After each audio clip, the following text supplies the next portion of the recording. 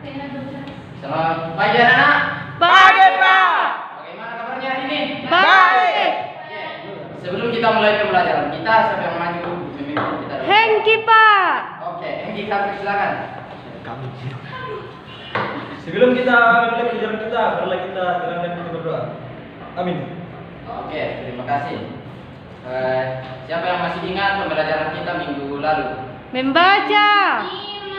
Hah? Menyimak. Oke, menyimak ya. Oke. Hari ini kita belajar tentang menyimak.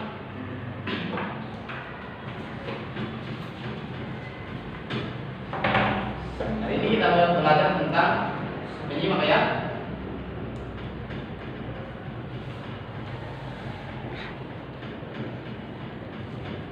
Menyimak kritis. Siapa yang tahu apa itu menyimak? Tidak tahu, Pak. Kalau tidak tahu, di sini saya akan menjelaskan tentang menyimak kritis. Nah, menyimak kritis ialah suatu proses kegiatan mendengar lambang-lambang lisan dengan penuh perhatian, pemahaman, apresiasi, serta interpretasi untuk memperoleh informasi, menangkap isi atau pesan serta memahami makna komunikasi yang telah disampaikan oleh pembicara melalui ujaran atau bahasa lisan. Kemudian menyimak kritis itu ada fungsi yang harus kita pelajari bersama ya. Yang pertama itu membuat hubungan antara pribadi lebih efektif. Yang kemudian fungsi yang kedua memperoleh informasi yang ada hubungan atau saut pautnya dengan pekerjaan atau profesi. Kemudian fungsi yang ketiga dapat memberikan respon yang tepat. Kemudian yang keempat mengumpul data agar dapat membuat keputusan-keputusan yang masuk akal.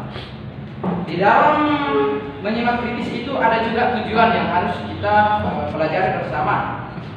Tujuan menyimak secara umum yang pertama itu menyimak untuk belajar di mana orang tersebut bertujuan agar ia dapat memperoleh pengetahuan dari bahan ujaran sang pembicara.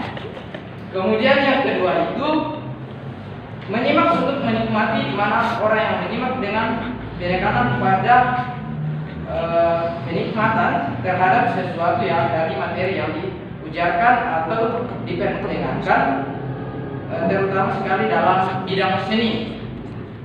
Kemudian yang berikutnya itu menyimak untuk mengevaluasi di mana orang menyimak dengan maksud agar ia dapat menilai apa-apa yang dia simak, baik buruk, indah jelek, tepat ngawur, logis tidak logis dan lain-lain. Jadi di dalam menyimak itu baik buruknya atau tidak kita harus simak. Kemudian yang keempat itu menyimak untuk mengapresiasi di mana orang yang menyimak dapat menikmati serta menghargai apa yang disimaknya. Misalnya membaca berita, puisi, musik dan lagu, dialog, diskusi dan pendebat. Kemudian yang berikutnya itu menyimak untuk mengkomunikasikan ide-ide di mana orang yang menyimak perasaan-perasaannya kepada orang lain dengan lancar dan tepat. Kemudian yang berikutnya menyimak untuk membedakan bunyi-bunyi di mana orang yang menyimak bermaksud agar dia dapat membedakan bunyi-bunyi yang dengan tepat. Mana bunyi yang membedakan arti atau distingatif, mana bunyi yang tidak membedakan artinya. Biasanya ini terlihat pada seorang yang sedang belajar bahasa asing yang asing mendengar cara berbicara asli. Kemudian yang berikut menyimak untuk memecahkan masalah di mana orang yang menyimak bermaksud agar ia dapat memecahkan masalah secara kreatif dan analisis, sebab dari sang berbicara dia mungkin memperoleh banyak masukan yang berharga. Kemudian yang kedelapan menyimak untuk meyakinkan di mana orang yang menyimak untuk meyakinkan dirinya terhadap suatu masalah atau pendapat yang selama ini dia ragukan. Di materi kita ini menyimak hal-hal yang perlu dihindari agar menyimak dengan baik adalah yang pertama itu kebiasaan menyimak terputus-putus dan melompat-lompat. Kemudian yang kedua itu menyimak dengan cara hanya mengambil fakta-faktanya saja. Kemudian yang ketiga, kebiasaannya menyimak dengan cara hanya mau menyimak bagian-bagian terutama oleh karena desakan atau perasaan tertentu. Kemudian hal yang perlu diperhatikan berikutnya, kebiasaan menyimak dengan perasaan yang sangat mudah tersinggung. Kemudian kita lanjut tentang perbedaan antara menyimak secara aktif dan menyimak secara pasif. Nah, menyimak secara efektif adalah proses menyimak di mana listener memiliki keterlibatan yang tinggi dan memberikan umpan balik yang jelas. Sedangkan menyimak secara pasif adalah proses menyimak di mana penyimak memiliki keterlibatan yang rendah dan tidak memberikan umpan balik atau memberikan tetapi tak cukup. Ya, itulah materi kita. Apakah kalian sudah mengerti atau sudah memahami? Sudah, Pak. Oke. Kalau kalian sudah memahami, saya di sini akan bagi kelompok ya. Ini kelompok 1, ini kelompok 2. Jadi ini materi yang harus kalian pelajari, kalian diskusikan. Ini kelompok 2 ya. Iya, Pak. Oke, saya beri waktu 10 menit lah. Oke, sekarang kita masuk ke games ya. Jadi saya minta satu orang maju ke depan. Kristo ya, Kristo maju dulu ke depan. Ayo.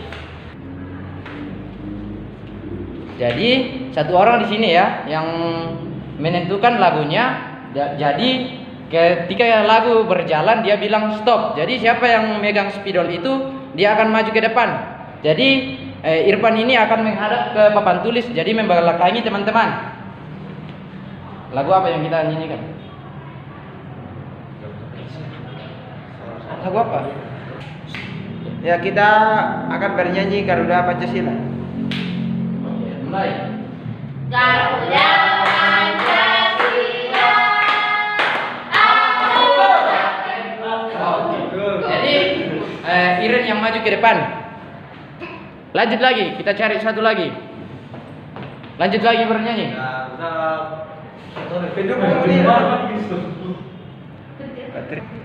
Patrio proklamasi, sedia berkorban bertumbuh. Pancasila. Oke. Trimar maju ke depan ya. Maju ke depan Trimar. 3. Ya, jadi adik-adik yang memegang spidol tadi, silakan maju ke depan. Saya beri pertanyaan ya. Hanya jawab. Ini pertanyaan untuk yang satu, yang pertama, dan yang kedua. Silakan dijawab. Hal-hal apakah yang perlu dihindari agar menyimak dengan baik? Yang pertama, kebiasaan menyimak terputus-putus dan melompat-lompat. Yang kedua, menyimak dengan cara hanya mengambil fakta-faktanya saja. Yang ketiga, kebiasaan menyimak dengan cara hanya mau menyimak bagian-bagian tertentu oleh karena desakan perasaan tertentu. Yang keempat, kebiasaan menyimak dengan perasaan yang sangat mudah tersinggung. Lanjut. Pertanyaan yang kedua. Pertanyaan yang kedua adalah jelaskan perbedaan antara menyimak secara aktif dan menyimak secara pasif. Jawabannya, menyimak secara efektif adalah proses menyimak di mana listener memiliki keterlibatan yang tinggi dan memberikan dampak umpan balik yang jelas. Sedangkan menyimak secara pasif adalah proses menyimak di mana menyimak memiliki keterlibatan yang rendah dan tidak memberikan umpan balik atau memberikan tetapi tak cukup. Ya, itulah jawaban dari kedua teman-teman. Kita berikan aplaus ya.